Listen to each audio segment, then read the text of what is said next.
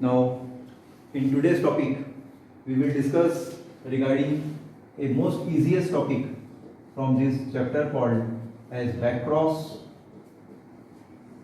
and test cross. आज अपन दो टॉपिक डिस्कस करेंगे. Name of this two topic is backcross and test cross. So when you observe the name, as per name backcross, what do you mean by this backcross? बैकक्रॉस और test cross पढ़ने के लिए आप यहाँ पर दो examples जो है ले सकते हो. One example related to monohybrid backcross and one example you may take regarding dihybrid backcross and dihybrid test cross. ठीक है. First of all you should know definition. सबसे पहले आपको इसकी डेफिनेशन जो है वो समझनी पड़ेगी. कई स्टूडेंट जो है डेफिनेशन में ही गलती कर देते हैं. कई स्टूडेंट डेफिनेशन में गड़बड़ कर देते हैं. ठीक है. और एमसीक्यूज में ऐसे डेफिनेशंस पूछते हैं. Now what do you mean by a term called backcross? How will you define backcross? Backcross is that cross. Backcross is that cross in which F1 generation. Backcross is that cross in which F1 generation is again crossed with its anyone of parent is called as backcross. backcross एक ऐसा cross जिसमें F1 generation को फिर से कोई भी एक parent से अगर क्रॉस किया जाए, कोई भी एक पैरेंट से फिर से अगर क्रॉस किया जाए तो उस क्रॉस को बोला जाएगा बैकक्रॉस. और generally anyone of the parent जिसमें क्रॉस किया जाता है that parent is always a dominant. जो पैरेंट से क्रॉस करोगे वो पैरेंट क्या रहेगा? डोमिनेंट पैरेंट से अगर क्रॉस करते हैं तो वो उस क्रॉस को बोला जाएगा back cross. Is it clear? जबकि टेस्ट क्रॉस में क्या बोलोगे? How will you define test cross? Test cross is that cross in which F1 generation. Test cross is that cross in which F1 generation is again crossed with its recessive parent. F1 generation is again crossed with its recessive parent. Then that cross is called as test cross. यहाँ पर अपन बोल रहे हैं any one of the parent, और यहाँ पर any one of the parent नहीं आया. यहाँ पर F1 generation is again crossed with its recessive parent. सिर्फ recessive parent से ही क्रॉस करोगे तो उस क्रॉस को बोला जाएगा test cross. This is the basic difference. ठीक है. Now how will you calculate? इसको कैसे कैलकुलेट करोगे आप? कैसे इसके फिनोटाइप और जीनोटाइप को आइडेंटिफाई करोगे और किस प्रकार F1 जनरेशन में आपको जो भी फिनोटाइप और जीनोटाइप मिल रहे हैं उसमें क्या क्या वेरिएशन आएगा, that you want to study. And why farmer need this type of cross, और फार्मर को ये क्रॉस क्यों चाहिए? फार्मर को ये क्रॉस जो है क्यों चाहिए? इसके द्वारा जो सीड्स डेवलप होंगे फार्मर उस सीड से क्या हेल्प लेगा, that you want to study here. वो आपको यहाँ पर स्टडी करना है. Now take one example. Suppose you have selected one parent. आपने एक पैरेंट सिलेक्ट किए. That the parent which you have selected is a, suppose you have selected a tall pea plant which is crossed with a dwarf pea plant. एक parent select किया आपने, toll pea plant और एक dwarf pea plant. इसमें toll pea plant जो है ये dominant है और ड्वार्फ पी प्लांट जो है वो रिसेसिव है. These are called as phenotypes. ये क्या हो गए?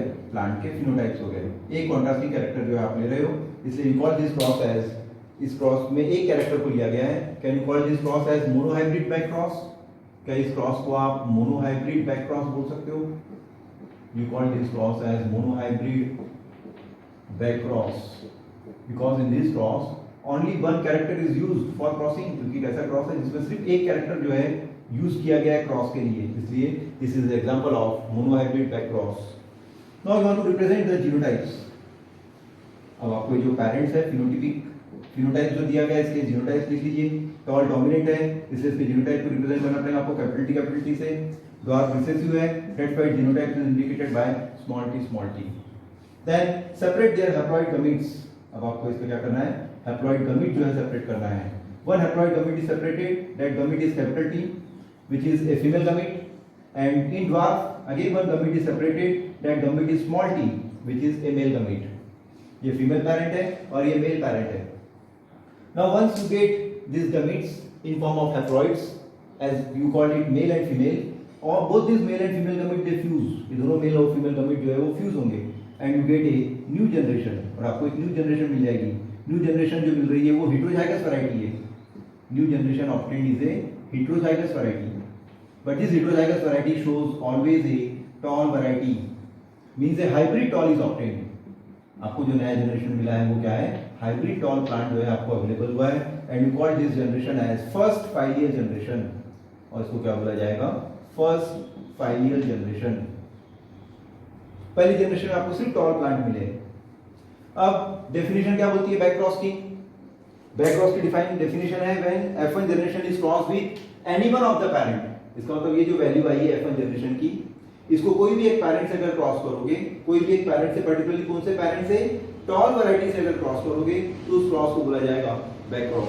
Now how you get, now write down definition. Back cross is that cross in which F1 generation is again crossed with a dominant parent and that dominant parent is homozygous. और जो dominant parent जिसे cross कर रहे हो वो क्या है? Homozygous variety है. ठीक है? Then put the value, F1 generation की वैल्यू पुट कर लो capital T small t. Dominant parent की वैल्यू है कैपिटल T. ये होमोजाइगस है और ये हेटेरोजाइगस है. हेटेरोजाइगस है तो यहाँ पर कितने गमीट सेपरेट होंगे? 2 gametes are separated, one is capital T and one is small t. ये होमोजाइगस है, that's why only one gamete is separated and that gamete is a capital T. Now fuse it. अब क्या करना है आपको? इसको fuse करना है. Now one of the female gamete fuse with male gamete, you get new generation. That new generation becomes capital T. Capital T आया, इसका मतलब the plant becomes a tall variety. Now come to second fusion. A heterozygous variety is obtained. That heterozygous variety obtained is again a tall variety due to presence of dominant gene. Means in a back cross, 100% pure tall plants are obtained and you can't get any dwarf variety. Back cross एक ऐसा cross जिसमें आपको dwarf variety जो है available नहीं हो रही है, आपको सिर्फ डोमिनेंट वैरायटी अवेलेबल हो रही है. इसका मतलब बैक क्रॉस एक ऐसा क्रॉस जिसमें F1 जनरेशन को डोमिनेंट वैरायटी से तो क्रॉस कर रहे हैं अपन, लेकिन all the plants which are obtained here, they are all dominant. यहाँ पर जो प्लांट आ रहा है वो सब डोमिनेंट होमोजाइगस प्लांट डेवलप हो रहे हैं. All the plant obtained in back cross they are all hybrid, homozygous, dominant. सब हाइब्रिड है, होमोजाइगस है और डोमिनेंट प्लांट ही आपको अवेलेबल मिलेंगे. This is the basic criteria of back cross. इसका मतलब फार्मर अगर चाहता है कि उसके एग्रीकल्चर फील्ड में उसको सिर्फ एक ही वैरायटी मिले और वो सिर्फ डोमिनेंट वैरायटी मिले, वो नहीं चाहता कि उसके एग्रीकल्चर फील्ड में उसको रिसेसिव वैरायटी मिले, तो वो बैक क्रॉस के द्वारा सीड्स को ग्रो करेगा और अपने एग्रीकल्चर फील्ड में सिर्फ एक ही टाइप के प्लांट उसको अवेलेबल होंगे and that plants are only tall. ठीक है? कोई भी कैरेक्टर ले सकते हो आप. इन्फ्लेटेड का कैरेक्टर ले सकते हो, पिंक कलर फ्लावर का ले सकते हो, पर्पल कलर फ्लावर, और कोई कैरेक्टर ले सकते हो. मेंडल के जो मेंडल ने स्टडी किया है 7 कॉन्ट्रास्टिंग कैरेक्टर, तो उसमें अपन ने आज एक कैरेक्टर स्टडी किए जिसमें टॉल और ड्वार्फ को अपन ने एग्जांपल के रूप में लिए. यहाँ पर आप और दूसरा एग्जांपल भी ले सकते हो. In every example you get only 100% pure homozygous varieties आपको मिलेगी. होमोजाइगस डोमिनेंट वैरायटी आपको यहाँ अवेलेबल मिलेगी 100%. That cross is called back cross. Now come to next one, test cross. As per name indicates, test cross is that cross in which F1 generation is again cross with recessive parent. इसका मतलब यहाँ पर value तो आपको test cross आ जाएगा. Test cross is that cross in which F1 generation is again crossed with the recessive parent. F1 generation को अगर रिसेसिव पैरेंट से क्रॉस किया जाए तो उस क्रॉस को बोला जाएगा टेस्ट क्रॉस. F1 जनरेशन की वैल्यू क्या थी? Capital T small t. Put the value capital T small t, heterozygous. Recessive parent की वैल्यू क्या है? Small t small t. You have put the value of recessive parent. ये recessive parent की value लिख दी है. Dominant variety लिखे तो उस क्रॉस को अपन ने बोले थे बैक क्रॉस. यहाँ पर डोमिनेंट को स्टडी किया गया था.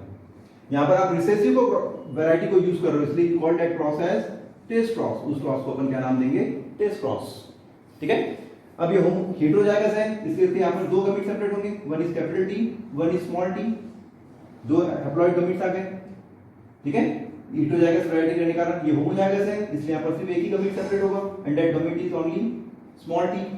Now cross it, capital T small t they get fused and you get a new generation which is heterozygous, and this heterozygous generation is again a tall variety. Then next fusion, small t they fuse together so that you get a homozygous variety, but that homozygous variety shows only recessive character. homozygous variety आई है लेकिन वो सिर्फ recessive character को ही show करेगी, that's why a variety obtained is a dwarf variety.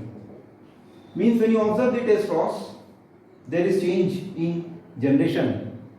यहाँ पर जो F2 generation आया है उस F2 जनरेशन में आपको चेंज आ गया, क्या आ गया change? Here you get A 1:1 ratio.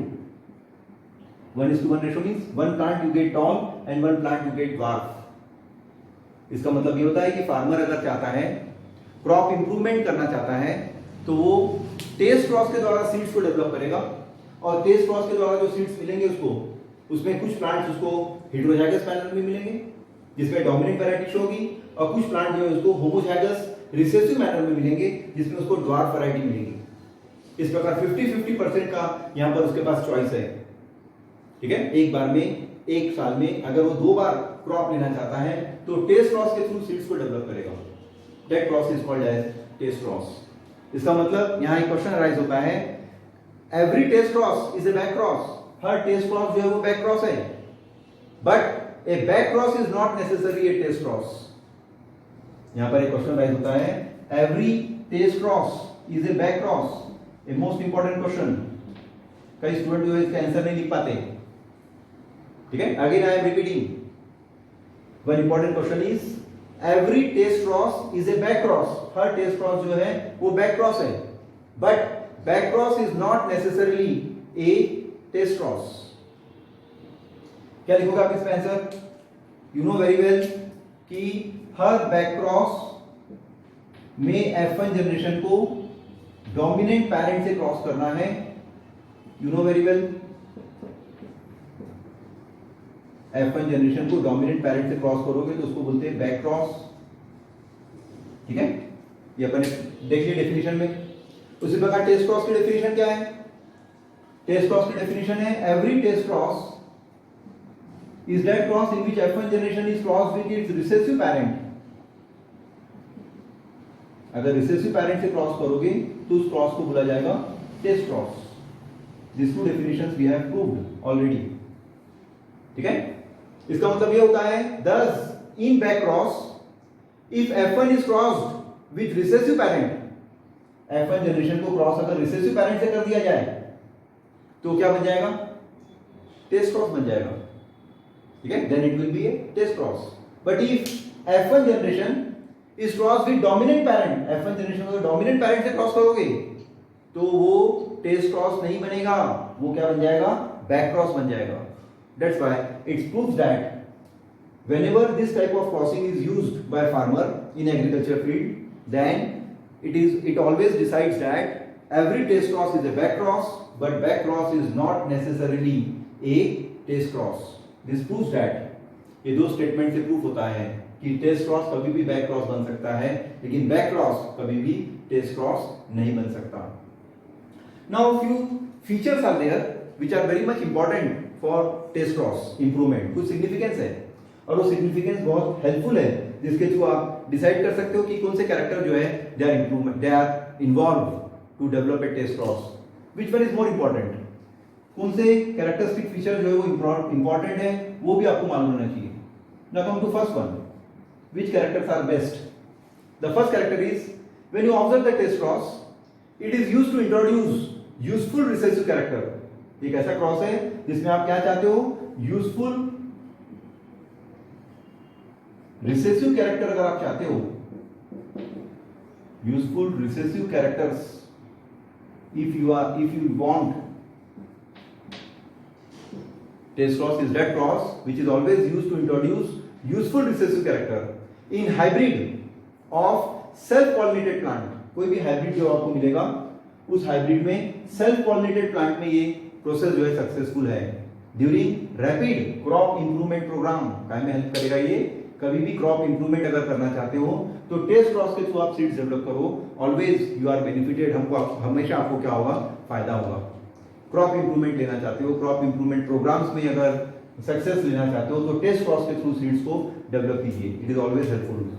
Now come to second point, you may call it as uses और इंपॉर्टेंस, आप क्या बोल सकते हो उसको, यूजेस बोल सकते हो, इंपॉर्टेंस बोल सकते हो। Second point, the recessive parent, यहां पर आप कौन सा कैरेक्टर को लिए थे, रिसेसिव पैरेंट को लिए थे। Recessive parent is cross to find out unknown genotype. कभी भी रिसेसिव पैरेंट को अगर आप यूज कर रहे हो तो हमेशा आपको अननोन जीनोटाइप मिलेगा, और वो अननोन जीनोटाइप की स्टडी करना बहुत जरूरी है। साइंटिस्ट एक्सपेरिमेंटल बेसिस पे इसीलिए रिसेसिव कैरेक्टर्स को पहले लेता है, ठीक है। And third one is it has wide application, it has wide application in genetics, genetics में इसके बहुत ज्यादा एप्लीकेशंस है, ठीक है। So that always it is helpful for to do some breeding experiments, और क्या में हेल्प करेंगे, कोई ना कोई ब्रीडिंग एक्सपेरिमेंट्स को अगर आपको फॉलो अप करवाना हो तो टेस्ट क्रॉस के थ्रू आप ब्रीडिंग एक्सपेरिमेंट्स को फॉलो अप करवा सकते हो। That's why these are the major points in which we will discuss this back cross as well as test cross. तो यहाँ पर अपन एक कैरेक्टर को लिए, इसलिए you call this cross as monohybrid back cross, ठीक है। आप यहाँ पर दो कैरेक्टर अगर ले रहे हो तो उस क्रॉस को नेचुरली आप क्या बोलोगे, dihybrid back cross. Now can you right the characteristic features of dihybrid back cross, dihybrid back cross. यहाँ पर आपको दो कैरेक्टर लेना है। Suppose you have taken a tall pea plant bearing red color flower, then you want to cross it with a dwarf pea plant bearing white color flower. ऐसे दो character ले लिए, ये पेरेंट्स हो गए, पेरेंट्स के फिनोटाइप्स हो गए। अब आपको जीनोटाइप लेना है, जीनोटाइप क्या आ जाएगा यहाँ पर, capital T capital T, capital R capital R. यहाँ पर क्या आ जाएगा, small T small T, small R small R, these are the genotypes। इसके हैप्लॉइड डोमेन्स बना लो, और हैप्लॉइड डोमेन्स बना के आप रेशो निकालिए कि यहाँ पर कितना क्या रेशो आएगा, F2 जनरेशन क्या मिलेगी। उसी प्रकार आप रेशो निकालिए डायहाइब्रिड बैक क्रॉस की जगह पर डायहाइब्रिड टेस्ट क्रॉस, इसका रेशो निकालिए। Again the ratio become same, जैसे मोनोहाइब्रिड में रेशो आया था वैसा का वैसा रेशो आपको डायहाइब्रिड में भी मिलेगा। ये इंडिकेट करता है कि it's duty of farmer, it's duty of crop breeder, plant breeder कि नेचर में which seeds are best improvement के लिए, प्लांट के इंप्रूवमेंट के लिए, फ्रूट के इंप्रूवमेंट के लिए, डिसीज रेजिस्टेंट वैरायटी बनाने के लिए कौन से सीड्स जो है आज की तारीख में सबसे बेस्ट है। तो वो सब सीड्स इन्हीं टेक्निक के द्वारा प्रिपेयर होते हैं। Is it clear?